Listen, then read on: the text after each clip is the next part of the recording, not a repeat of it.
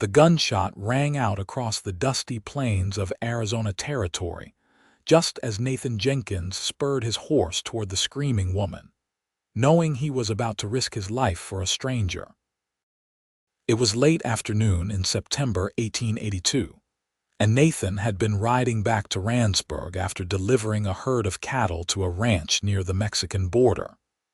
The 24-year-old cowboy had planned on a quiet journey home, maybe stopping at the creek to water his mare before sundown. Instead, he found himself charging toward three rough-looking men surrounding a young native woman who clutched a woven basket to her chest like a shield. The men wore filthy dusters and had their guns drawn. Nathan recognized the type immediately. Outlaws. Probably the Dawson gang that had been terrorizing travelers along this stretch of territory for months. The woman was backing away from them, her dark eyes wide with fear but fierce with defiance.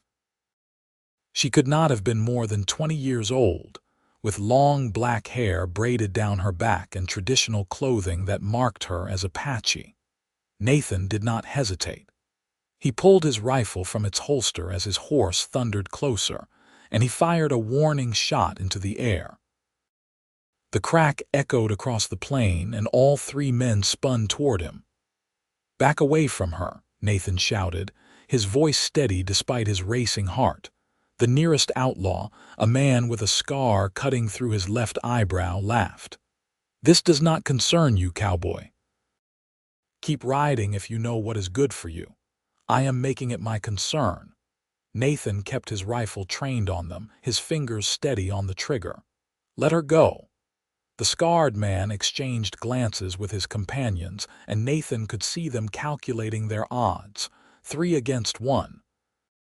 But Nathan had the element of surprise and a reputation as a crack shot that had earned him respect throughout the territory.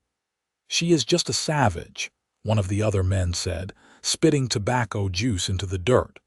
"We found her gathering herbs on our land. This is not your land. This is open territory, and she has every right to be here." Nathan's jaw tightened. "Now I am not going to ask again. Mount up and ride out, or this is going to end badly for you." The woman had moved farther away during the exchange, positioning herself behind a large rock outcropping. Her eyes met Nathan's for a brief moment, and he saw intelligence and strength there, along with something else. Gratitude, perhaps, but also wariness. She had no reason to trust any white man, and Nathan understood that. The scarred man's hand twitched toward his gun, and Nathan saw the intent in his eyes a split second before he moved. But Nathan was faster. He squeezed off a shot that hit the dirt directly in front of the outlaw's boot, sending up a spray of dust. The man jumped back with a curse. "Next one goes through flesh," Nathan promised. "Your choice." The outlaws must have seen something in his face that convinced them he meant every word. The scarred man raised his hand slowly, nodding to his companions. "This is not worth dying over. We will remember you, cowboy." "I am counting on it," Nathan replied coolly. "Now get." The three men mounted their horses, casting dark looks at both Nathan and the woman before riding off toward the east, their retreat marked by clouds of dust and the thunder of hooves. Nathan kept his rifle ready until they disappeared over the horizon, not trusting them not to circle back. Only when they were truly gone did he lower his weapon and turn his attention to the woman. She had emerged from behind the rock, her basket still clutched in her hands. Up close, Nathan could see she was even younger than he had initially thought, probably around 20 or 21. Her face was beautiful in a way that made his breath catch, with high cheekbones and expressive eyes that studied him with careful assessment. "Are you hurt?" he asked, keeping his distance so she would not feel threatened.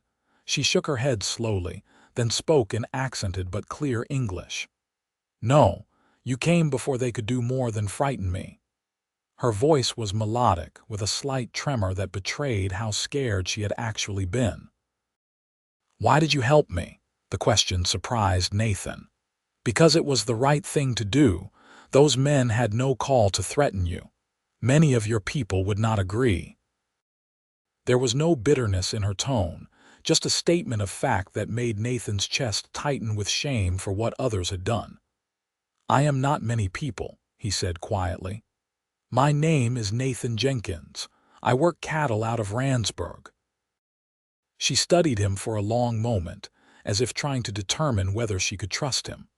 Finally, she nodded. I am called Pelipa of the White Mountain Apache. I was gathering healing herbs for my grandmother when those men found me. Pelipa, Nathan repeated, liking the way the name felt in his mouth. That is a beautiful name. It means light. A small smile touched her lips, the first sign of warmth she had shown. My mother said I was born at dawn when the first light touched the mountains. Nathan found himself returning her smile. It suits you. He glanced at the sun, noting its position. It will be dark soon. Can I escort you back to your people? I would not feel right leaving you out here alone, especially if those outlaws decide to come back. Pelipa hesitated, clearly torn between her natural wariness and the practical reality of the situation. My camp is several miles north, near the Red Rocks. If you ride with me, my people will see. They may not understand. Then you can explain that I am just making sure you get home safely. Nothing more. Nathan kept his voice gentle, understanding her concern.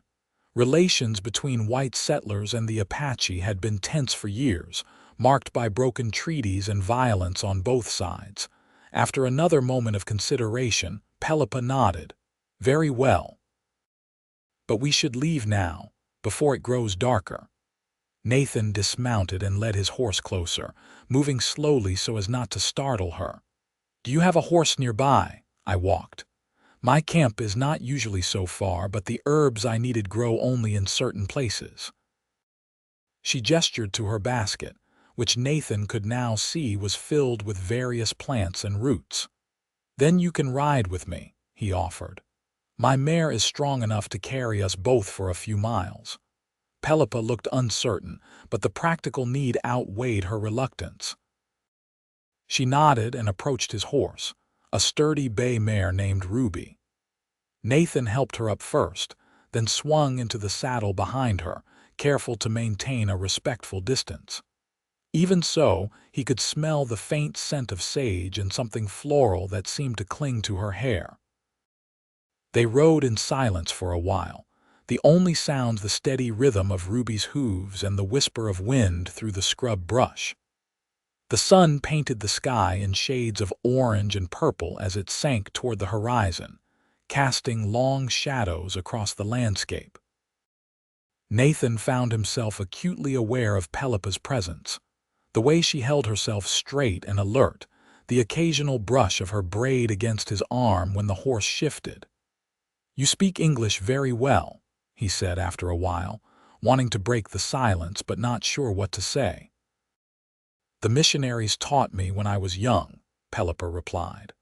My father believed we needed to understand the white man's language and ways if we were to survive in this changing world. Many of my people disagreed with him, but he insisted. Your father sounds like a wise man. He was. He died 3 winters ago during the harsh snows. Her voice was steady, but Nathan heard the grief beneath it. He was trying to hunt for food for our people when he fell through ice into a river. By the time they found him, it was too late. I am sorry for your loss, Nathan said, and meant it. His own father had died when Nathan was 16, killed in a stampede. He still remembered the hollow ache of that loss, the way it felt like the world had shifted beneath his feet. And your father, Pelipa asked, does he still live? No, he died 8 years ago. It was just him and me after my mother passed when I was born. He taught me everything I know about working cattle and living on this land. They continued riding as the darkness deepened, sharing small pieces of their lives. Nathan learned that Pelipa had two younger brothers and an older sister who had married into a neighboring band. She learned that Nathan had been working as a cowboy since he was 14, saving his money with dreams of one day owning his own ranch. The conversation flowed more easily than Nathan would have expected, and he found himself genuinely interested in everything she had to say. When they finally spotted the Apache camp in the distance, marked by the glow of cook fires against the night, Pelipa tensed in front of him. "You should stop here. If you ride directly into camp, some of the warriors may react badly." Nathan understood and reined Ruby to a halt. They were still a few hundred yards from the camp, close enough to see the hide dwellings and moving figures, but far enough to give Pelipa a chance to explain his presence. He dismounted first, then helped her down, his hands briefly steadying her waist before he quickly released her. "Thank you," Pelipa said, looking up at him in the dim light. "For what you did today. Those men would have hurt me if you had not come." "I am glad I was there," Nathan replied. "Will you be all right? Should I wait to make sure you reach your camp safely? I will be fine from here. My people know this land well and they watch for our return." She paused, then added softly, "Perhaps we will meet again, Nathan Jenkins." "I would like that," he said, surprising himself with how much he meant it. There was something about this woman that drew him, something beyond her beauty. A strength and intelligence that shone in her eyes, a quiet dignity in the way she carried herself. Pelipa smiled, a real smile this time that transformed her face. "Then perhaps the spirits will arrange it. Goodbye, Nathan."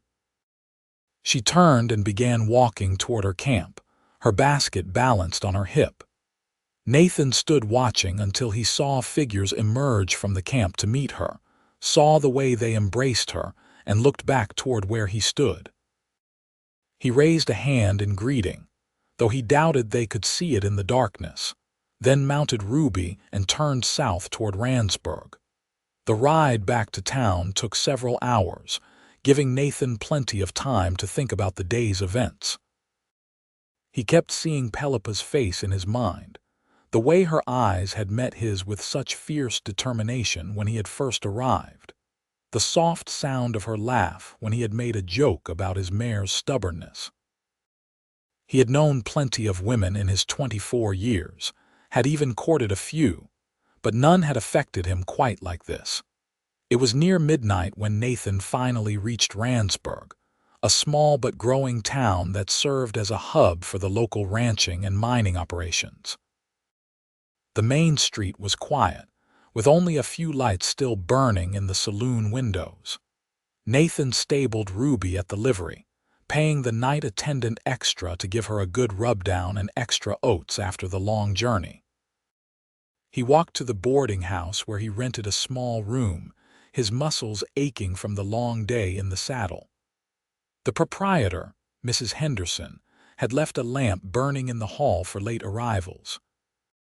Nathan climbed the stairs quietly, not wanting to wake the other residents, and let himself into his room.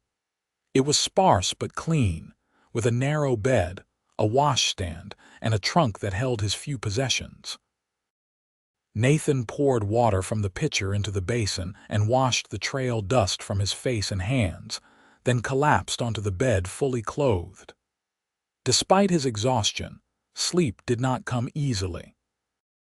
His mind kept returning to Pelipa, wondering if she was safe, if her people had been angry about her encounter with the Outlaws, if he would ever see her again. The next morning dawned clear and bright, the Arizona sun streaming through Nathan's small window and pulling him from a restless sleep. He rose, dressed in clean clothes, and went downstairs for breakfast. Mrs. Henderson served him eggs and biscuits with coffee, chatting about the latest town gossip while he ate. Nathan listened with half an ear, his thoughts still elsewhere. After breakfast, he walked to the general store to pick up supplies he had been needing. Randsburg was busier in the daylight, with wagons rolling down the main street and people going about their business. Nathan was loading his purchases into his saddlebags when he heard a commotion at the edge of town. A group of Apache riders had arrived, their horses lined up in a formal arrangement that suggested this was no casual visit. Nathan felt his heart skip as he recognized Pelipa among them, seated on a painted pony beside an older man whose bearing and elaborate dress marked him as someone important. A chief, perhaps, or a respected elder. The townspeople were gathering, some curious, others suspicious or hostile. The sheriff emerged from his office, his hand resting warily on his gun. Nathan quickly tied off his saddlebags and walked toward the gathering, a sense of foreboding growing in his chest. As he approached, Pelipa's eyes found his in the crowd. There was something in her expression he could not quite read. Relief, concern. The older man beside her was speaking to the sheriff in careful English, his voice carrying across the street.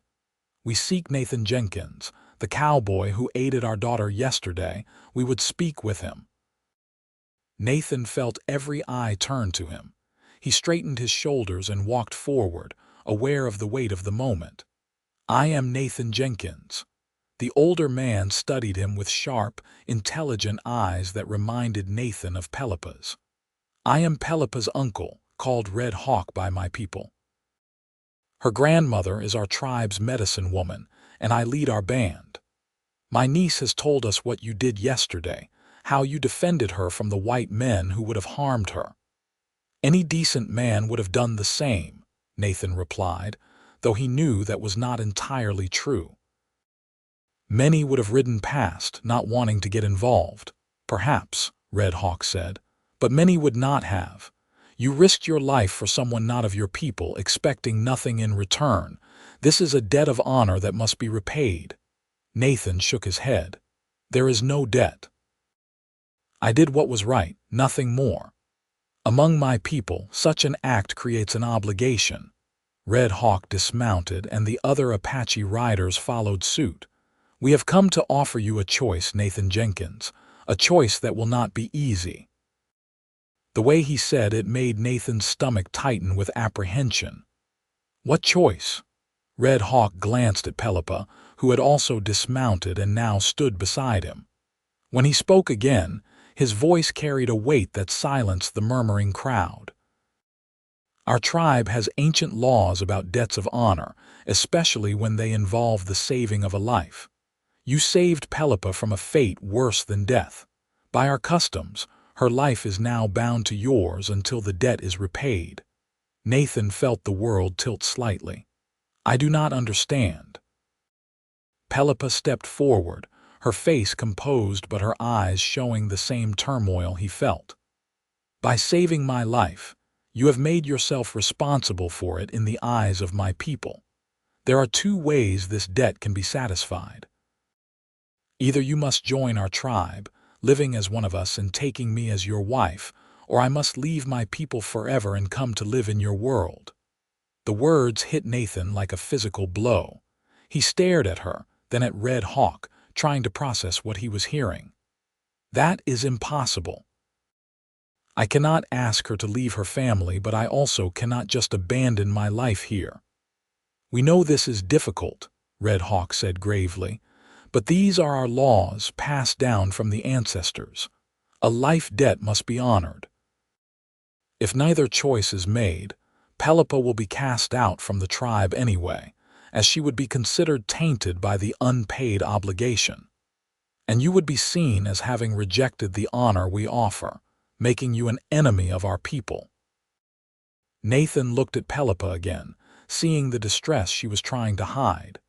This was clearly not what she wanted any more than he did, but she was bound by her culture's traditions just as he was being asked to respect them. "How long do I have to decide?" he asked, his voice rough. 3 days, Red Hawk replied. "We will camp by the red rocks where Pelipa gathered her herbs. On the 3rd day at sunset, you must come and tell us your choice.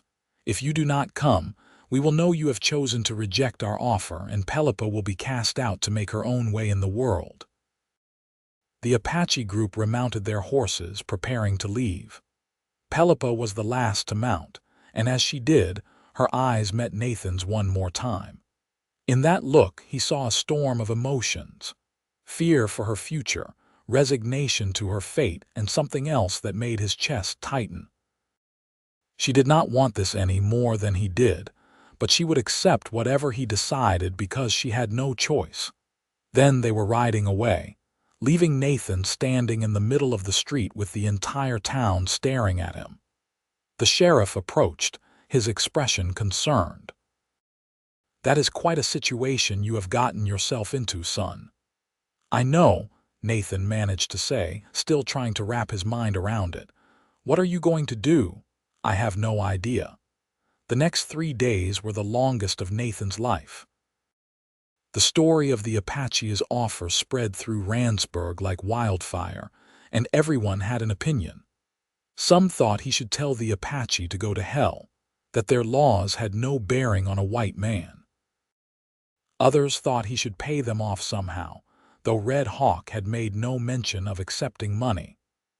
A few sympathetic souls suggested he marry the girl if she was pretty enough, though they said it with a crude humor that made Nathan's fists clench. Mrs. Henderson, surprisingly, was one of the few who seemed to understand the true weight of his dilemma.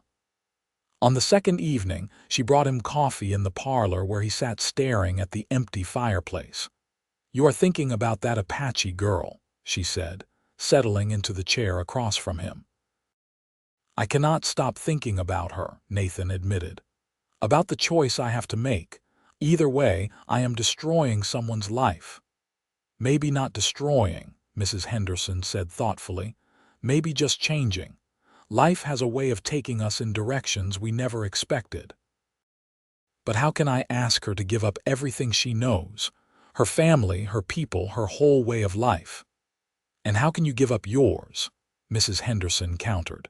"Nathan, I have known you for 3 years now. You are one of the most honest, hard-working men I have ever met. You saved that girl because it was the right thing to do, not expecting anything in return. Now you are in an impossible situation through no fault of your own. So what do I do? That is not for me to say, but I will tell you this. When my Henry was still alive, before we came west, we had a good life in Pennsylvania. A nice house, neighbors, a community. When he got the notion to come out here and start fresh, I thought he was mad. Give up everything we had built for some wild dream. But I loved him and I trusted him, so I said yes. And you know what? It was the best decision I ever made. We had 10 beautiful years here before his heart gave out. I would not trade them for anything." Nathan looked at her, seeing the conviction in her eyes. "You are saying I should go with her? Join the Apache? I am saying you should listen to your heart, not just your head. And you should talk to Pelipa herself, find out what she truly wants. Maybe there is a third path neither of you has considered." Nathan spent that night lying awake, Mrs. Henderson's words echoing in his mind. She was right about one thing. He needed to talk to Pelipa to understand how she felt about all this. He could not make a decision that would affect both their lives without knowing what she wanted. Early the next morning, before sunrise, Nathan saddled Ruby and rode north toward the Red Rocks.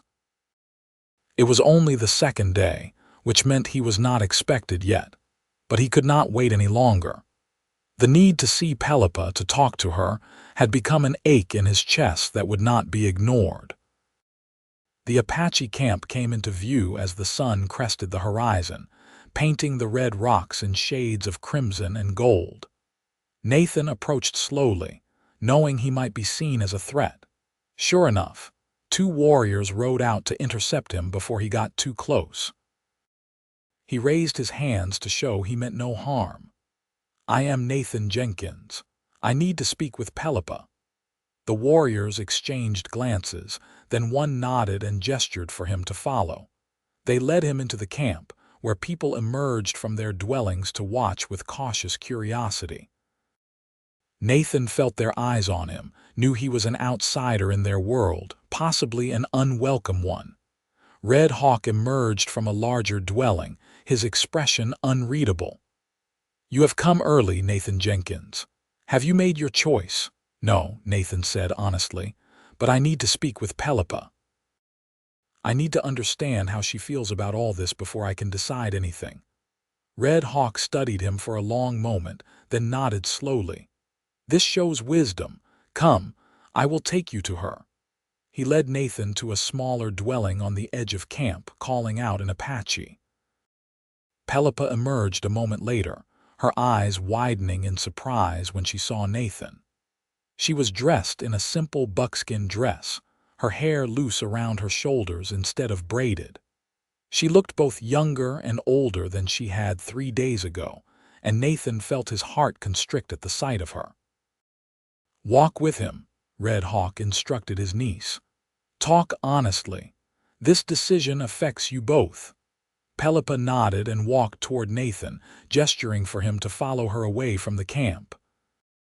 They walked in silence for several minutes, heading toward a small grove of cottonwood trees that provided shade and some privacy. When they were far enough away that their conversation would not be overheard, Pelipa finally spoke. "You did not have to come yet. You have another day to decide." "I know," Nathan said, "but I could not wait. I have been going half mad trying to figure out what to do, and I realized I was missing the most important piece. I do not know what you want." Pelipa turned to face him, her expression guarded. "What I want does not matter. This is about our laws, our customs, about honor." "It matters to me," Nathan insisted. "Pelipa, I will not make a decision that destroys your life without understanding how you feel. Do you want me to join your tribe? Do you want to come to Randsburg? Or is there some other option we have not thought of?" She was quiet for a long moment, her eyes searching his face as if trying to determine whether she could trust him with the truth. Finally, she sighed and sat down on a fallen log, gesturing for him to join her.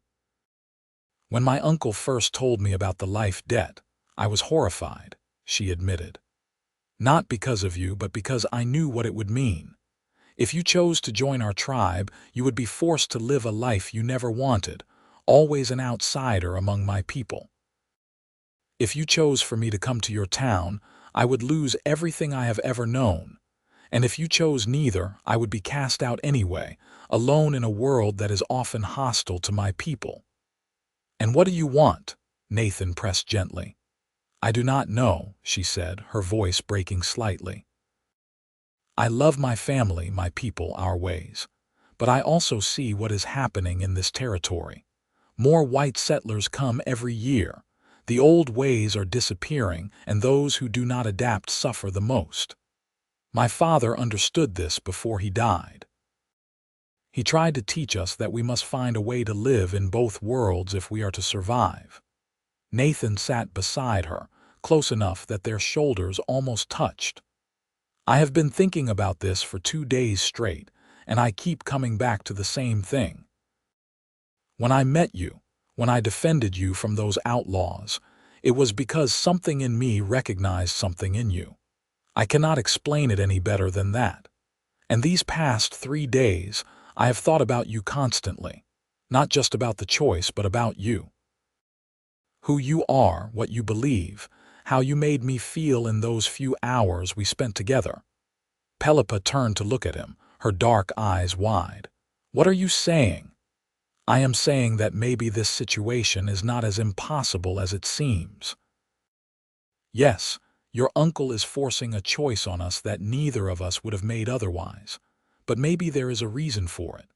Maybe the spirits or God or whatever power guides our lives put me on that trail at exactly the right moment." "You believe in fate?" Pelipa asked softly. "I did not used to," Nathan admitted. "But lately I am starting to wonder. Pelipa, I am not saying I am in love with you. We barely know each other. But I feel something when I am around you, something I have never felt before, and I think maybe you feel it too." She did not deny it, which was answer enough.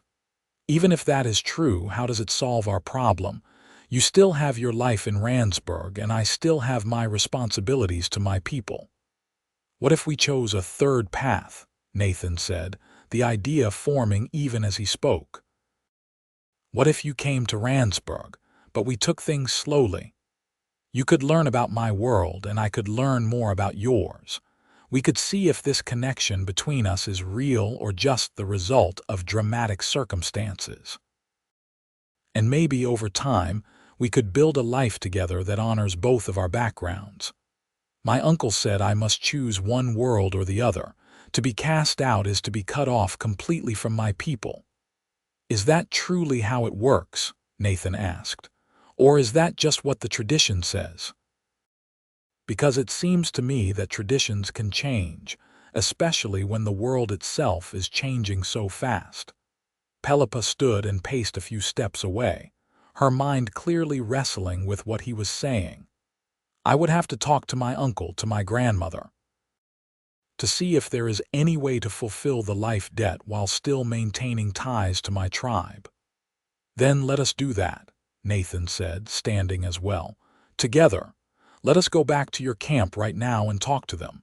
Present this idea and see what they say. She looked at him, hope and fear warring in her eyes. You would do that, even though it might mean you end up with all the responsibility and none of the solution. I saved your life because it was the right thing to do, Nathan said firmly. I will do whatever it takes to make sure that act of decency does not end up destroying both our futures. They walked back to the camp together, and Nathan could feel the weight of eyes upon them as they approached. Red Hawk emerged from his dwelling, his expression questioning. Pelipa spoke to him in rapid Apache, gesturing occasionally toward Nathan. The conversation went on for several minutes, with Red Hawk's expression growing increasingly thoughtful. Finally, he nodded and turned to Nathan. Come. We will speak with the Council of Elders, including Pelipa's grandmother. This situation is unusual enough that perhaps an unusual solution may be found. Nathan followed them to a large central dwelling where several older Apache men and women were gathered. Pelipa's grandmother was easy to identify. She was ancient, her face a map of wrinkles, but her eyes were sharp and alert.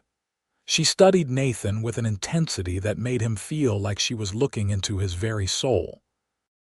Red Hawk explained the situation in Apache, with Pelipa occasionally adding details.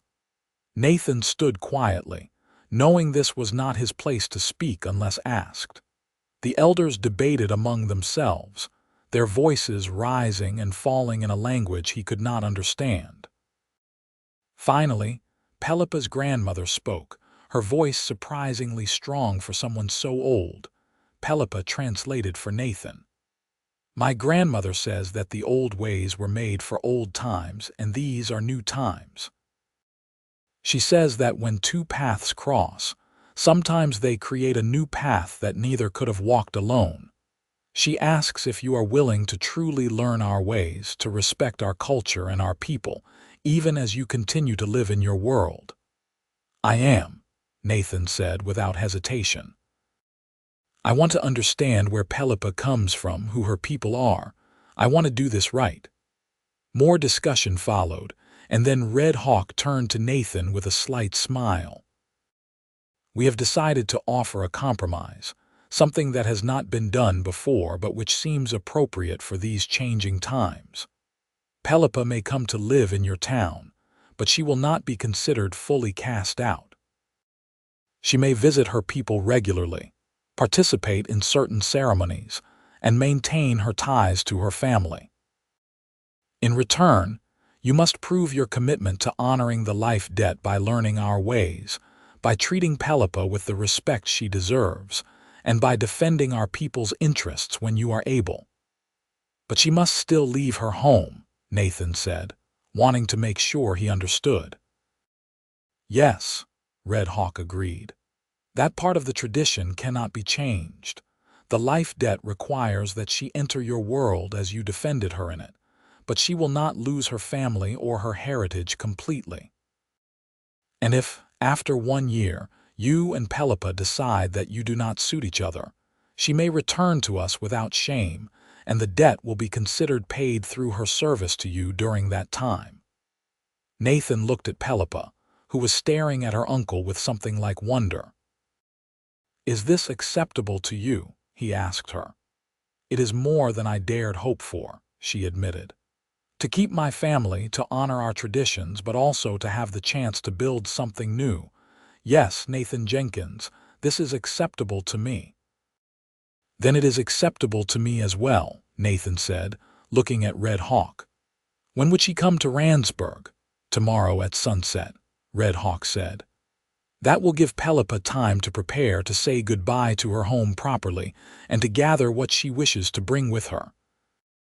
It will also give you time to prepare a place for her in your town, to explain to your people why she is coming."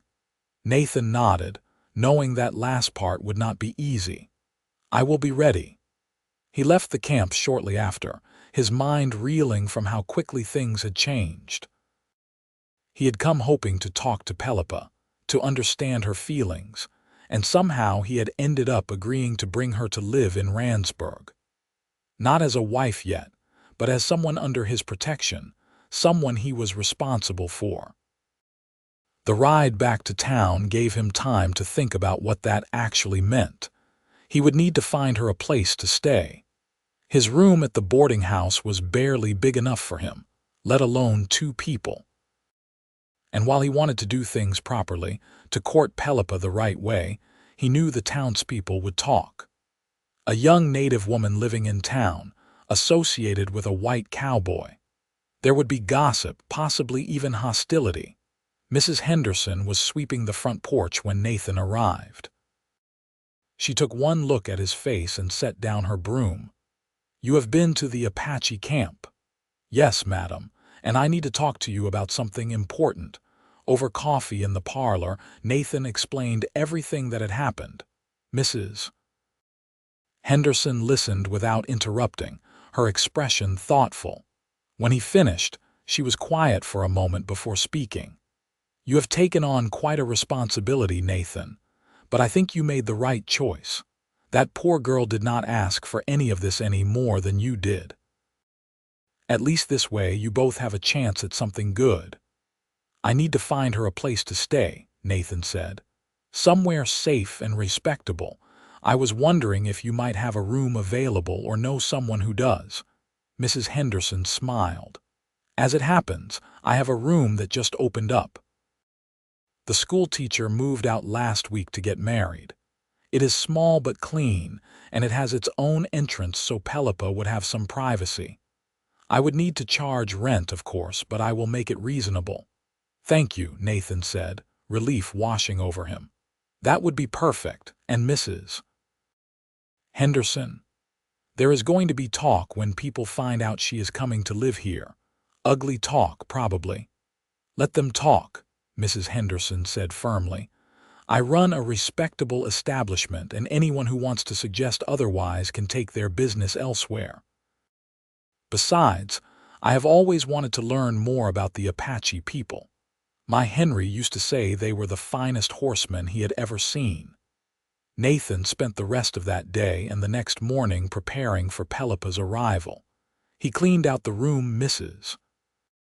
Henderson had offered, bought supplies from the general store including a few items he thought Pelipa might need, and tried to ignore the curious and sometimes hostile looks he received from townspeople who had heard about his arrangement with the Apache.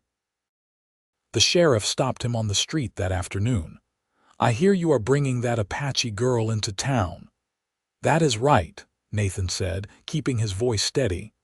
"I am not going to lie to you, son. Some folks are not happy about it.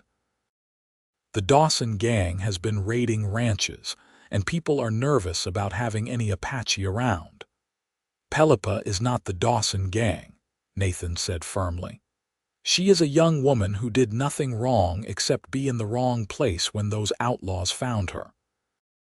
If anyone gives her trouble, they will have to answer to me. The sheriff studied him for a moment, then nodded slowly. Fair enough. Just keep in mind that you are responsible for her now. Anything she does reflects on you. I understand. As sunset approached, Nathan saddled Ruby and rode north one more time. His stomach was tight with nervousness, though he could not have said exactly what he was nervous about. He was doing the right thing, he was sure of that. But the right thing was not always the easy thing. The Apache camp was waiting for him when he arrived. Pelipa stood with her uncle and grandmother, along with what looked like most of the tribe. She wore a new dress, beautifully beaded with geometric patterns, and carried a large bundle wrapped in hide. Her hair was braided again, woven with small shells that caught the fading light. She looked beautiful and terrified, and Nathan felt a surge of protectiveness that surprised him with its intensity. Red Hawk stepped forward as Nathan dismounted. Nathan Jenkins, we entrust you with Pelipa, daughter of our people, keeper of our traditions. Treat her with honor, protect her as you did before, and remember always that she carries our culture in her heart. I will, Nathan promised. I swear to you, I will keep her safe and treat her with the respect she deserves. Pelipa's grandmother spoke then, her voice thin but strong. Pelipa translated softly. She says that the spirits have shown her a vision, two paths becoming one, different but stronger together. She says to trust in this, even when it is difficult. Nathan nodded to the old woman, hoping she could see the sincerity in his eyes. Then Pelipa approached him, her bundle clutched to her chest much like she had held her basket when he first met her. Up close, he could see she had been crying, though she held her composure now. Are you ready? He asked gently. No, she said honestly, but I will never be ready, so we might as well go. Nathan helped her and her bundle onto Ruby, then mounted behind her. As they turned to leave, Pelipa looked back at her people one last time, her hand raised in farewell. Many of them called out to her in Apache, voices filled with love and sadness. Nathan felt the weight of what she was giving up, what she was trusting him with, and he silently renewed his vow to make this work. They rode slowly through the gathering darkness, neither speaking for a long while. Finally, as the lights of Randsburg appeared in the distance, Pelipa spoke. I am frightened. So am I, Nathan admitted. What if your people hate me? Some might, he said honestly. But not all. And the ones who matter, the ones worth knowing, will give you a chance. Mrs. Henderson is already looking forward to meeting you. She has a room ready for you with clean sheets and everything you might need. A room, not with you. I want to do this properly, Nathan explained. In my culture, men and women do not live together unless they are married. I know we might marry eventually, but I thought we should take time to know each other first, to make sure this is really what we both want. Pelipa was quiet for a moment. That is wise and kind. Thank you for thinking of my reputation in your world. It is our world now, Nathan corrected gently. Both of ours. We will figure it out together. They reached Randsburg just after full dark. Nathan took Pelipa straight to the boarding house, hoping to avoid too much attention on her first night. Mrs. Henderson was waiting on the porch, a warm smile on her face that Nathan greatly appreciated. You must be Pelipa, she said kindly.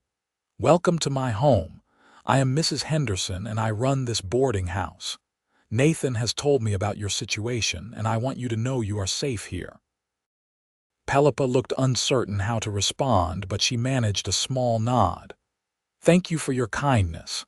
Let me show you to your room, Mrs. Henderson said. Nathan, you can bring her things. Nathan carried Pelipa's bundle while Mrs. Henderson led them around to the side of the house, where a separate entrance opened into a small but cozy room. There was a bed with a colorful quilt, a washstand with a pitcher and basin, a small table with a chair, and a trunk for storing belongings. A lamp was already lit, casting warm light over everything. "It is not much," Mrs. Henderson said, "but it is yours for as long as you need it. There is a pump out back for water and the privy is behind that. I serve breakfast at 7, lunch at noon, and dinner at 6. You are welcome to join us or take your meals in your room, whatever makes you comfortable." Pelipa set down her bundle and looked around the room with wide eyes. "This is all for me, all for you," Mrs. Henderson confirmed. "Now, you must be tired after your journey. Nathan, why do not you let her get settled? You can see her tomorrow." Nathan knew Mrs. Henderson was right, but he found himself reluctant to leave. "Will you be all right?" he asked Pelipa. She nodded, though she looked small and lost in this unfamiliar place. "Yes, thank you, Nathan, for everything." He left reluctantly, walking back to his own room with his mind full of thoughts. He had done it. Pelipa was here in Randsburg under his protection. Now came the hard part, figuring out how they were going to build a life together. The first few days were difficult for Pelipa. Nathan could see her struggling to adapt to the town, to the strange customs and the way people stared at her when she walked down the street. Some of the townspeople were merely curious, but others were openly hostile. More than once, Nathan had to step in when someone made a rude comment or tried to block her path. He spent as much time with her as he could, showing her around town and introducing her to the few people he thought would be kind. The blacksmith, a gruff man named Tom Morrison, surprised him by treating Pelipa with quiet respect. The general store owner's wife, Mrs. Chen, was a Chinese immigrant who understood what it was like to be an outsider, and she went out of her way to make Pelipa feel welcome. But it was slow going, and Nathan could see the toll it was taking on Pelipa. She grew quieter as the days passed, her smiles becoming rarer.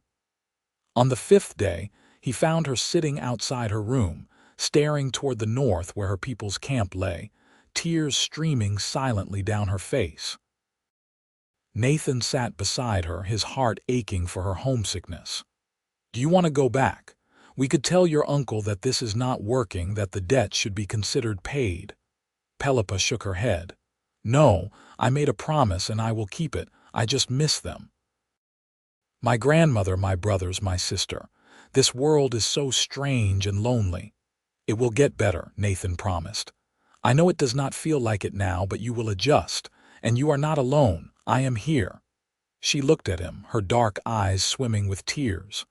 "Why are you being so kind to me? You barely know me. This whole situation was forced on you. You could have chosen to reject the debt and let me be cast out. It would have been easier for you." "Easier is not always better," Nathan said softly. "And I do know you, Pelipa. Maybe not everything about you yet, but I know the important things. I know you are brave and strong. I know you love your family deeply. I know you are trying so hard to make this work even though it is tearing you apart. Those are the things that matter." "In my culture," Pelipa said hesitantly, "when people are promised to each other, they spend time learning each other's hearts. They talk, they share stories, they discover if their spirits are compatible." "Is there something like that in your culture?" "Courting," Nathan said. "That is what we call it. A man and a woman spend time together, with chaperones usually, getting to know each other before deciding if they want to marry." "Could we do that?" Pelipa asked. "Even though our situation is not normal.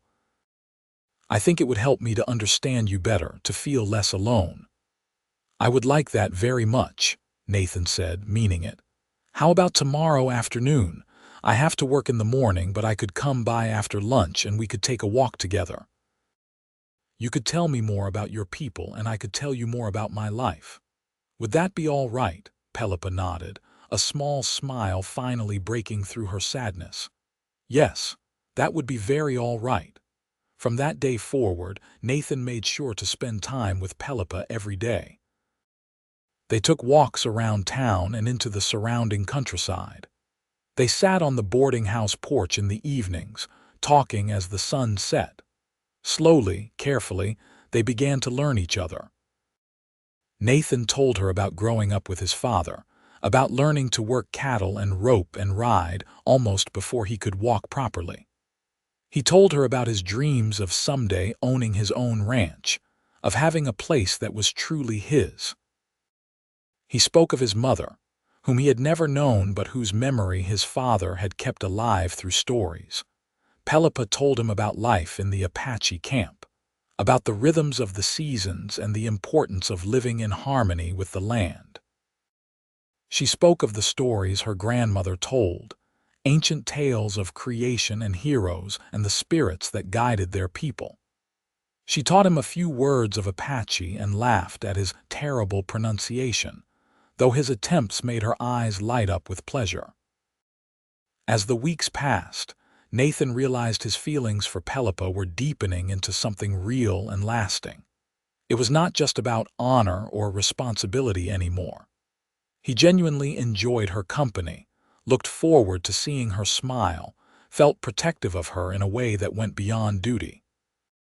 He loved the way she saw the world with such different eyes from his own, how she noticed things he had walked past 1,000 times and showed him their beauty.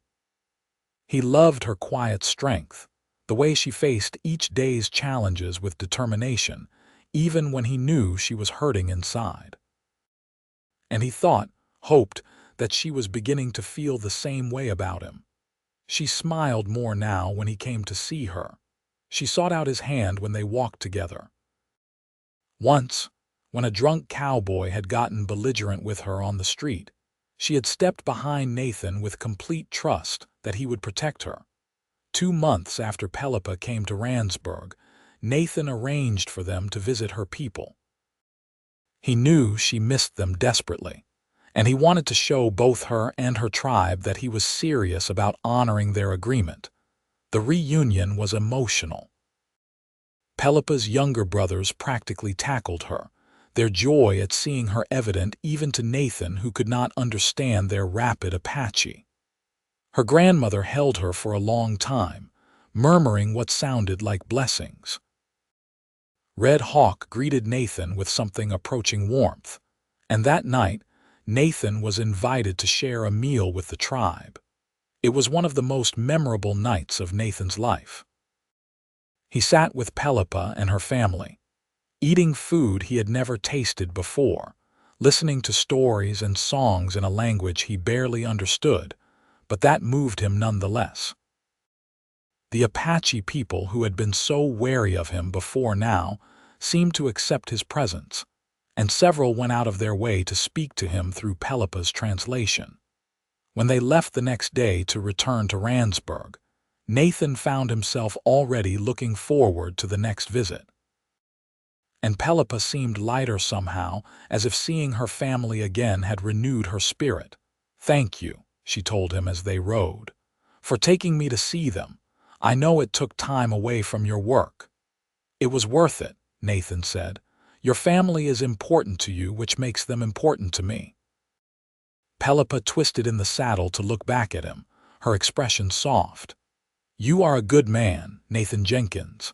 I think the spirits knew what they were doing when they brought us together." Winter came to Arizona territory, bringing cooler days and cold nights.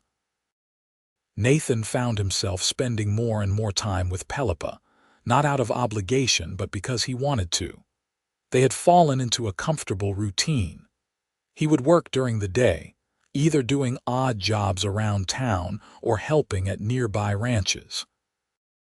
In the evenings, he would have dinner with Pelipa, either at the boarding house or, more frequently, in her room where they could talk privately. Mrs. Henderson had proven to be a godsend, treating Pelipa like a daughter and defending her against anyone who dared speak ill of her. Under Mrs.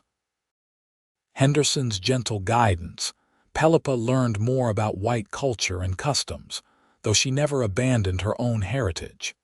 She began wearing a combination of both styles, her traditional beadwork decorating dresses cut in the white fashion.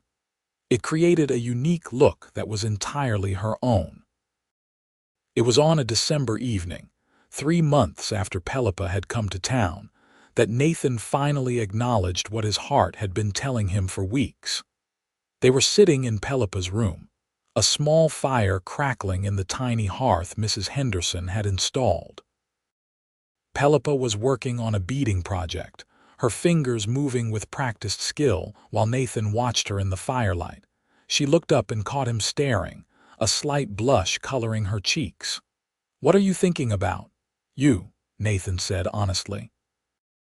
"About how much my life has changed in these past months, about how I cannot imagine going back to how things were before I met you."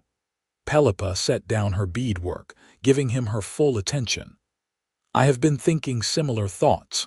When I first came here, I was so frightened and sad. I thought I would never feel at home in this place. But you have made it home for me, Nathan. Not the town, not the boarding house, but you. Wherever you are, that is where I want to be." Nathan's heart was pounding as he moved to kneel in front of her chair, taking her hands in his. "Pelipa, these past months have been the happiest of my life. Getting to know you, spending time with you, watching you find your place here. I know our situation started in an unusual way, but what I feel for you now has nothing to do with life debts or obligations. I love you. Not because I have to, but because I could not stop myself if I tried." Tears were streaming down Pelipa's face, but she was smiling. "I love you too. I think I have been falling in love with you since that first day when you risked your life for a stranger. You have shown me such kindness, such patience. You have honored your word in every way, and you have made me feel valued and protected. I never thought I could feel this way about anyone, let alone someone from such a different world." "Our worlds are not so different anymore," Nathan said, reaching up to cup her face gently. "We have built something new together, something that belongs to both of us." He leaned forward slowly, giving her time to pull away if she wanted, but she did not.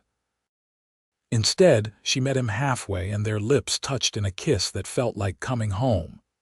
It was soft and sweet and full of promise, a beginning rather than an ending. When they finally pulled apart, Nathan was grinning like a fool. "Pelipa Pelton, would you do me the honor of becoming my wife?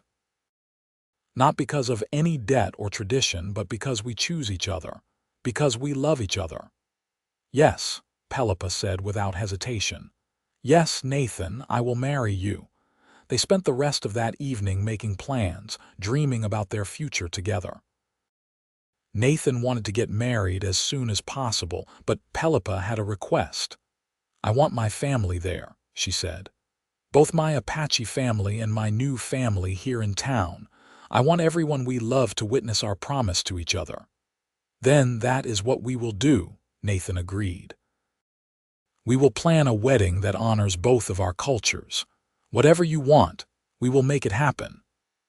The next day, Nathan sent word to Red Hawk about the engagement, inviting him and as much of the tribe as wanted to come to Randsburg for the wedding. He also began spreading the word in town, and the reactions were mixed. Some people were genuinely happy for them, touched by the love story that had emerged from such unusual circumstances. Others disapproved, muttering about mixing races and abandoning one's own kind. Nathan did not care about the latter group. The people who mattered, Mrs. Henderson, the sheriff who had come to respect both Nathan and Pelipa, the few genuine friends he had made in town, were all supportive. That was enough. Pelipa and Mrs. Henderson threw themselves into wedding planning with enthusiasm that made Nathan's head spin. There were discussions about dresses and flowers and food, and 100 other details that Nathan was happy to leave to them. His only real contribution was finding them a place to live after the wedding. His small room at the boarding house would not do, obviously. They needed something larger, somewhere they could build a real home together. After some searching and saving every penny he could, Nathan found and purchased a small plot of land on the edge of town. It was not much, just a few acres with a tiny cabin that needed work, but it had potential. More importantly, it was theirs. The wedding took place on a bright day in late January 1883. Red Hawk and a delegation of Apache arrived the day before, setting up camp just outside town. Some of the townspeople were nervous about having so many Apache so close, but the sheriff made it clear that anyone who caused trouble would answer to him. Pelipa had worked with her grandmother and Mrs. Henderson to create a ceremony that blended both cultures.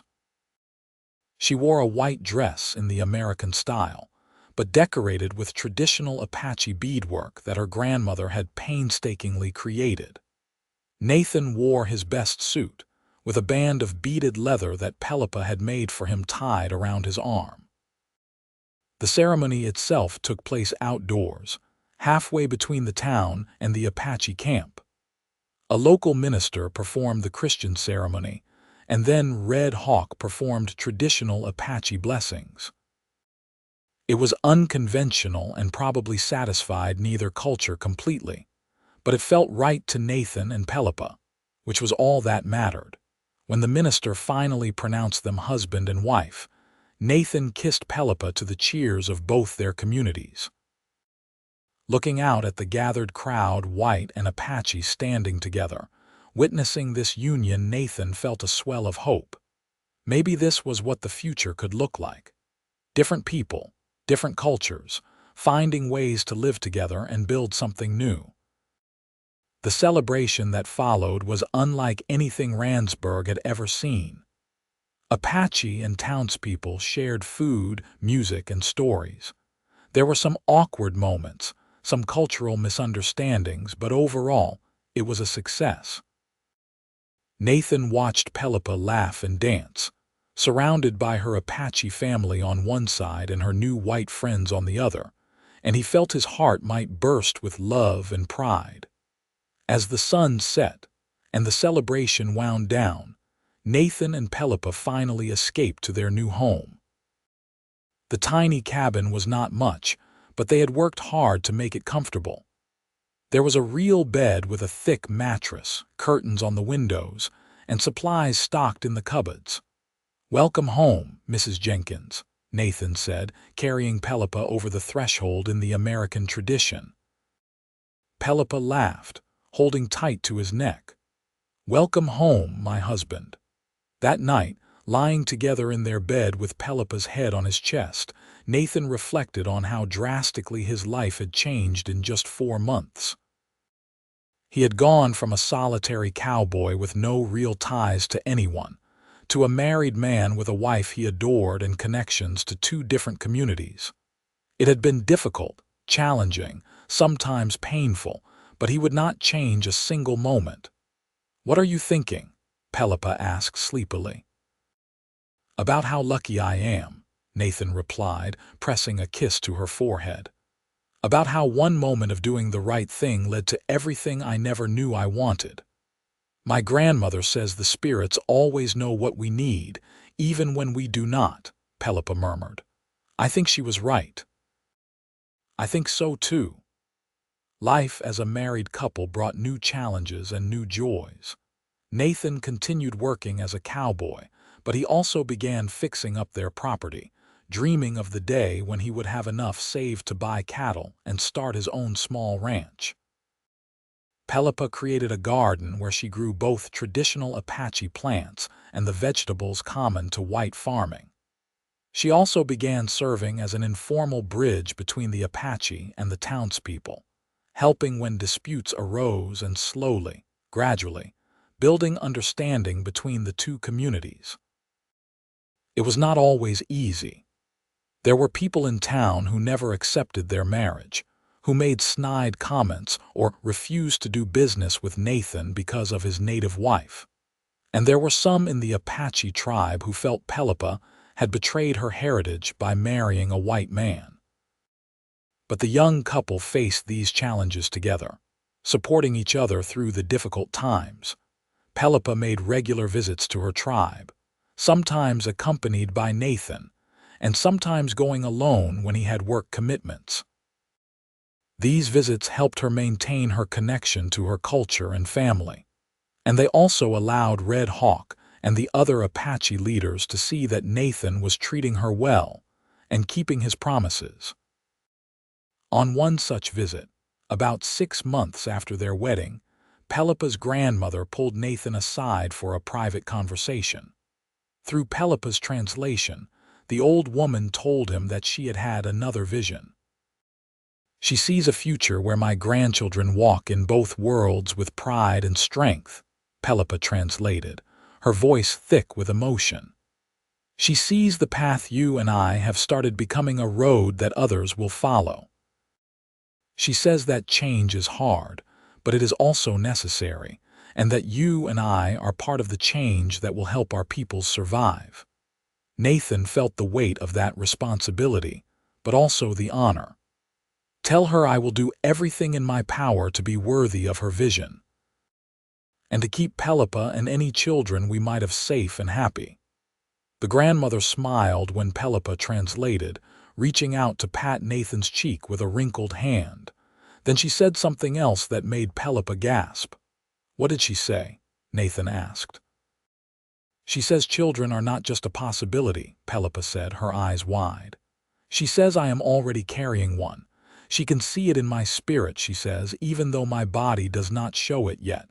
Nathan's world tilted on its axis. "You are pregnant, are you sure?" "I was not sure," Pelipa admitted. "I thought perhaps, but I did not want to say anything until I was certain. But grandmother is never wrong about these things. Nathan, we are going to have a baby." Nathan let out a whoop of joy that made everyone in the camp turn to stare. He scooped Pelipa up and spun her around, both of them laughing and crying at the same time. The Apache people gathered around, offering congratulations and blessings, and that night there was an impromptu celebration in honor of the coming child. The pregnancy was easy for Pelipa, and as her belly grew over the following months, Nathan found himself marveling at the miracle of it. A child, created from their love, who would carry both of their heritages forward into the future. He was terrified and excited in equal measure. Pelipa's grandmother came to stay with them for the last month of the pregnancy, wanting to be there for the birth. Mrs. Henderson helped prepare the cabin, and together the two older women created a space that incorporated both Apache birthing traditions and American medical knowledge. When Pelipa went into labor on a warm day in April 1884, Nathan was beside himself with worry. The birthing process took hours, and he paced outside the cabin while Pelipa's grandmother and Mrs. Henderson attended to his wife. Every cry of pain from inside the cabin made him flinch, made him want to burst through the door even though he knew he would only be in the way. Finally, just as the sun was setting, he heard a new sound. The thin, wavering cry of a newborn baby. Nathan's knees nearly gave out with relief. A moment later, Mrs. Henderson opened the door, tears streaming down her face. "Congratulations, Nathan. You have a son, and Pelipa is doing wonderfully." Nathan rushed inside to find Pelipa propped up in bed, exhausted but radiant, cradling a tiny bundle wrapped in soft blankets. His son. His and Pelipa's son. Nathan approached slowly, almost afraid to breathe, and looked down at the small face peeking out from the blankets.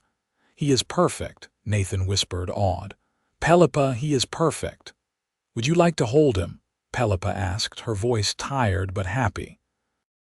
Nathan nodded, and she carefully placed the baby in his arms. The infant was incredibly light, incredibly fragile, with a shock of dark hair and skin that was a beautiful blend of both his parents' tones. As Nathan cradled his son, the baby's eyes opened briefly, unfocused but seeming to look right at him. "What should we name him?" Nathan asked.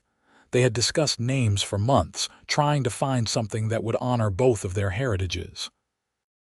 Now, looking at his son, Nathan knew exactly what felt right. "I was thinking Noah," he said. "Noah Jenkins. It means rest or peace. And combined with your father's Apache name, we could call him Noah Little Bear Jenkins. Would that be acceptable?" Pelipa smiled through her tears. "It is perfect." Noah Little Bear Jenkins. "Welcome to the world, my son." Pelipa's grandmother performed traditional Apache blessings over the baby, ensuring that he would be recognized by the spirits and the tribe. Over the next few days, as word spread through both communities, people came to meet the newest member of their family.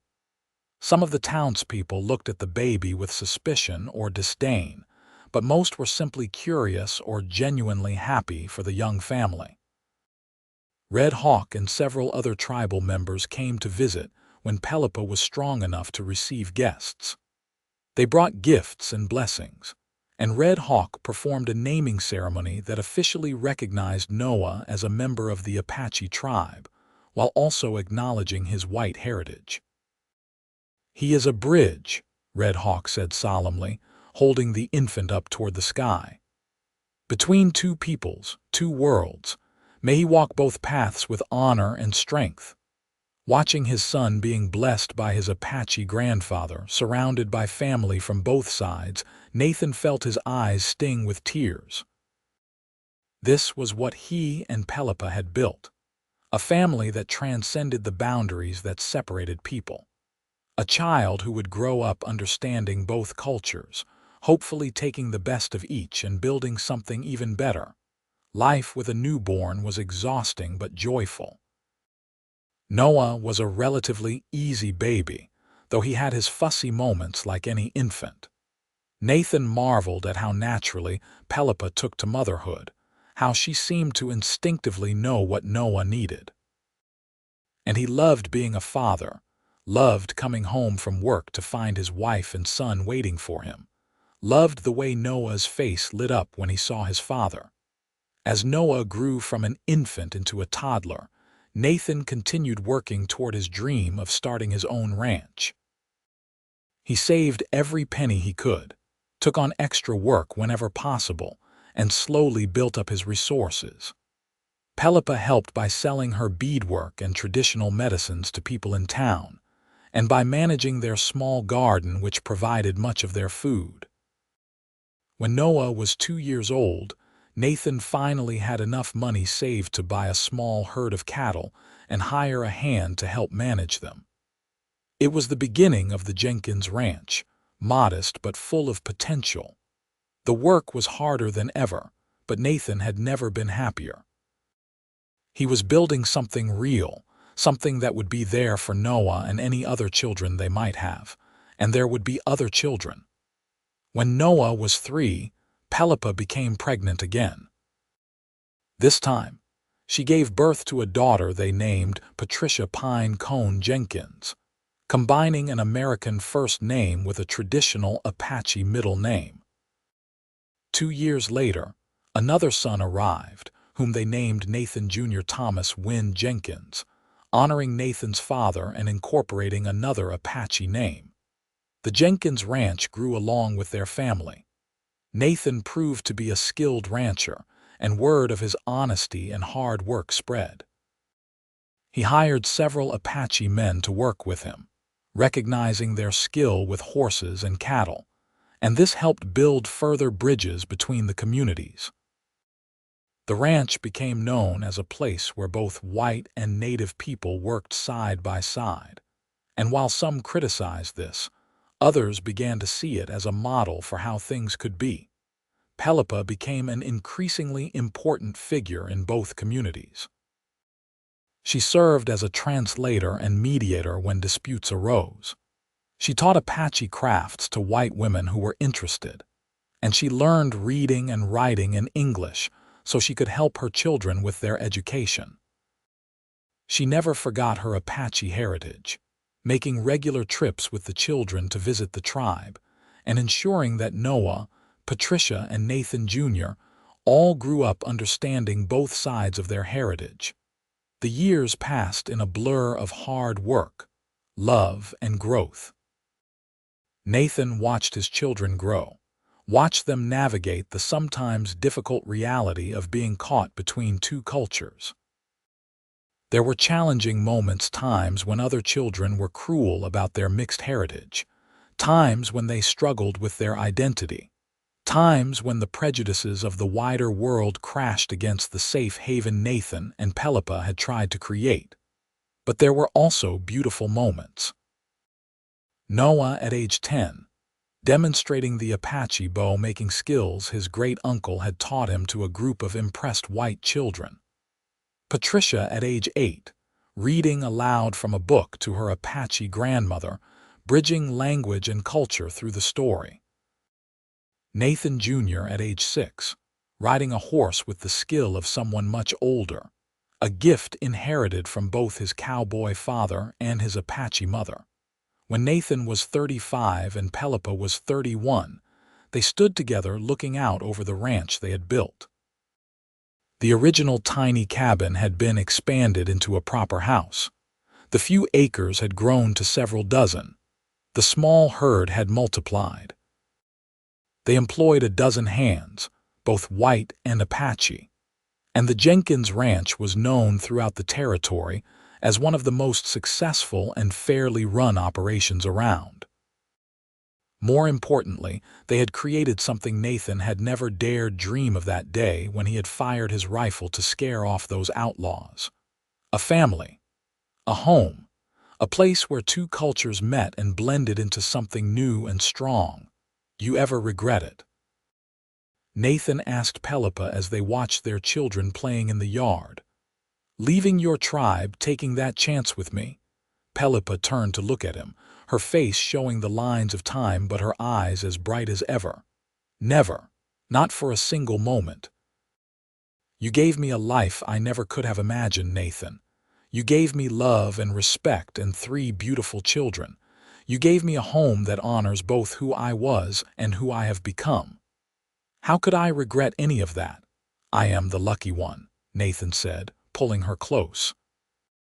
You took a terrified cowboy and turned him into a husband and father. You brought 2 communities together through your courage and grace. You made me better than I ever could have been alone.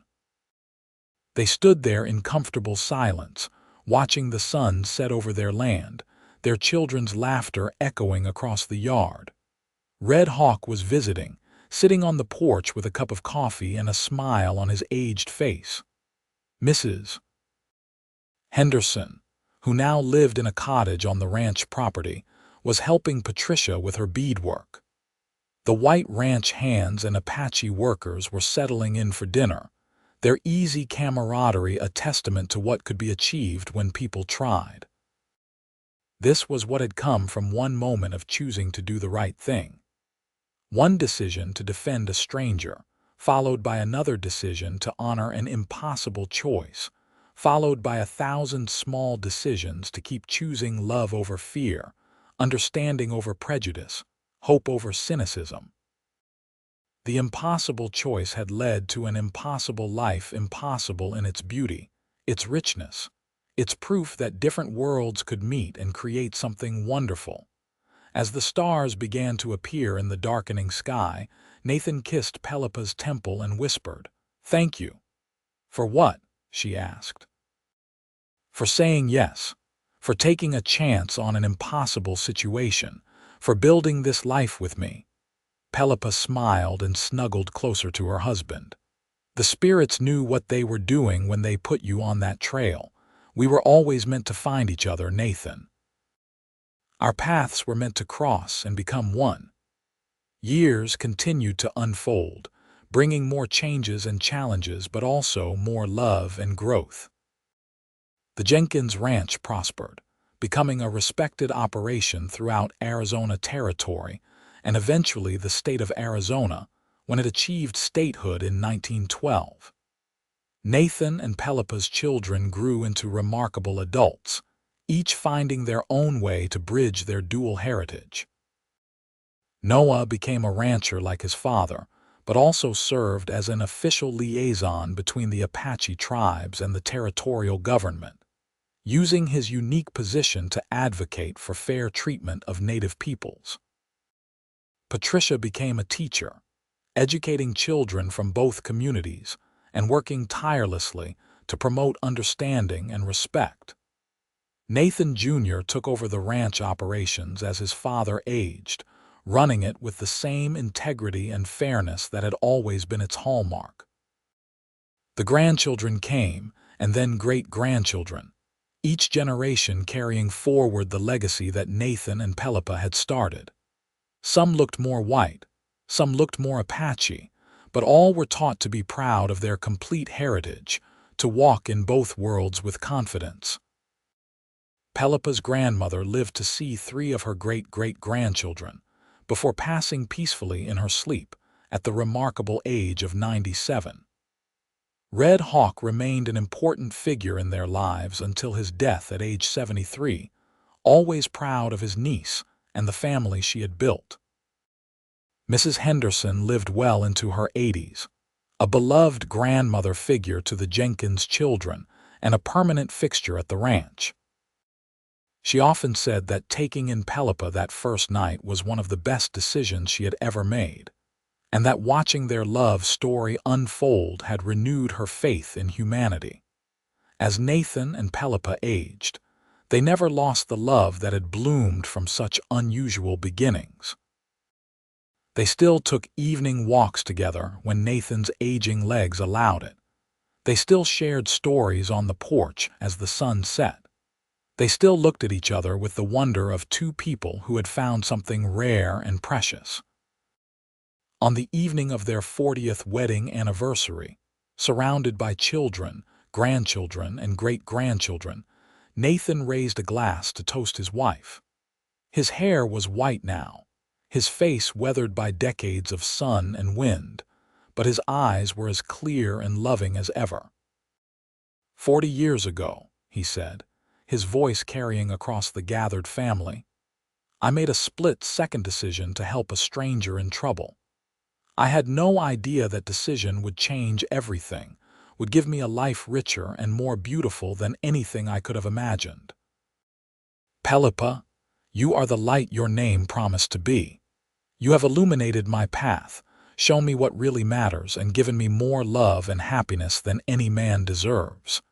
Here is to 40 more years if God grants them to us. Pelipa stood beside him, her own hair now silver, her face lined with the marks of time but still beautiful in Nathan's eyes. My grandmother used to say that the spirits write our stories before we are born. She said that some souls are meant to find each other, no matter how impossible it seems. Nathan, you were my destiny. These 40 years have been the greatest gift of my life, and yes, to 40 more, my love. They kissed to the cheers and applause of their family, this huge extended network of people who existed because 2 young people had chosen courage over fear, love over prejudice, hope over cynicism. The impossible choice had become an impossible joy, a testament to what could be achieved when people saw beyond their differences to the common humanity that connected them all. And as the celebration continued into the night, with traditional Apache songs mixing with American hymns, with food from both cultures covering the tables, with children of mixed heritage dancing together under the stars, it was clear that Nathan and Pelipa's legacy would live on for generations. They had taken an impossible situation and created something possible. They had taken 2 separate worlds and woven them into one. They had taken a moment of violence and transformed it into a lifetime of love. And in doing so, they had proved that the best things in life often come from the choices that seem impossible at first, that the greatest love stories sometimes start in the most unlikely ways, and that the bridges between different worlds are built one person, one relationship, one family at a time. As Nathan and Pelipa sat together later that night, watching the last of their family members depart or settle in for the evening, they held hands and reflected on the journey they had taken. From that dusty plain where he had defended her to this ranch full of love and life, they had walked every step together. I would do it all again, Nathan said softly. Every challenge, every difficulty, every moment of doubt, All of it was worth it to end up here with you." "As would I," Pelipa agreed. "The impossible choice turned out to be the easiest decision I ever made. I chose you and you chose me and we chose love. Everything else followed from that." They sat in comfortable silence as the stars wheeled overhead. Two people who had started as strangers from different worlds and had become one heart, one soul, one impossible, beautiful story of love that had overcome every obstacle in its path. And when they finally went to bed that night, walking slowly hand in hand to the house they had built together, filled with memories and love and the presence of the family they had created, they both felt the same deep satisfaction. They had lived a good life. They had loved deeply and been deeply loved in return. They had left the world better than they had found it. The impossible choice had become the best choice either of them had ever made.